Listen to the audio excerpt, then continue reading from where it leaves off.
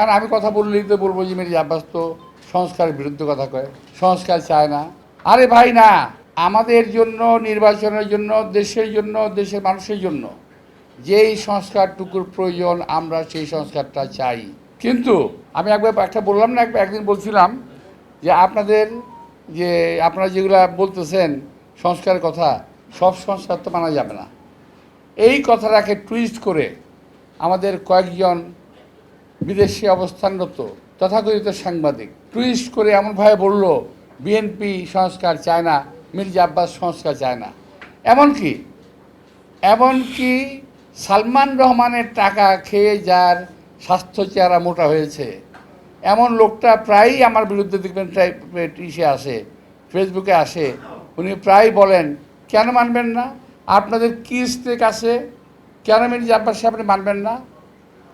আরে ভাই, তোমার যেমন বিদেশে পালায় থেকে কথা বলার অধিকার আছে, আর আমার কি দেশে থেকে কথা বলার অধিকার নাই?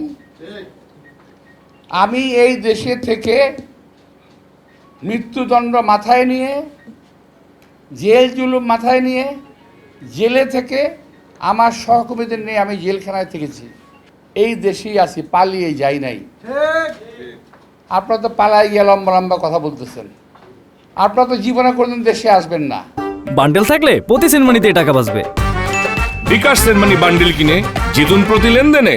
শোনেন, আমি আপনাদের উদ্দেশ্যে বলতে চাই, যারা ভাই আমার বাইরে আছেন, যারা বিশেষ করে এই ইউটিউবার যারা আছেন, আপনারা যারা আছেন, আপনাদের প্রতি সম্মান রেখেই বলতে চাই, ভাই আমরা রাজনীতি ছেড়ে দেবো, আপনারা দেশে আসেন।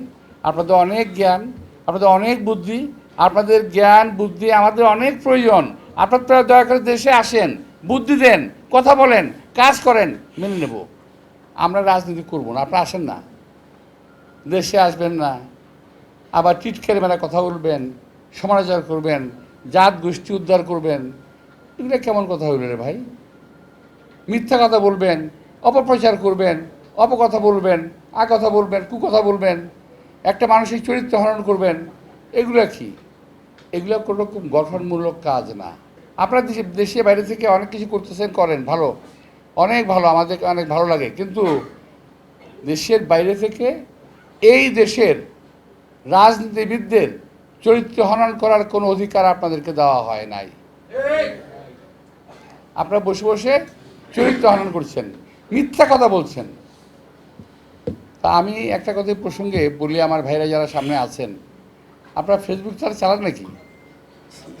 চালান? জবাব দেন না কেন? জবাব নাকি ফেসবুকের মধ্যে উল্টোপাল্টা কথা লেখে, জবাব দিয়ে দিয়েন, এগুলারে সোজা হয়ে যাবে। জবাব দেবেন, এগুলোর ভিত্তি জবাব দিয়ে দেবেন যা আপনারা জানেন সত্যিকার কথা। ওরা তো টাকা কামানোর জন্য এগুলো বলে, বলুক, আপনাদের টাকা কামানোর দরকার তো নাই, আপনারা জবাবটা দিয়ে দেবেন, মানুষজন জানবে।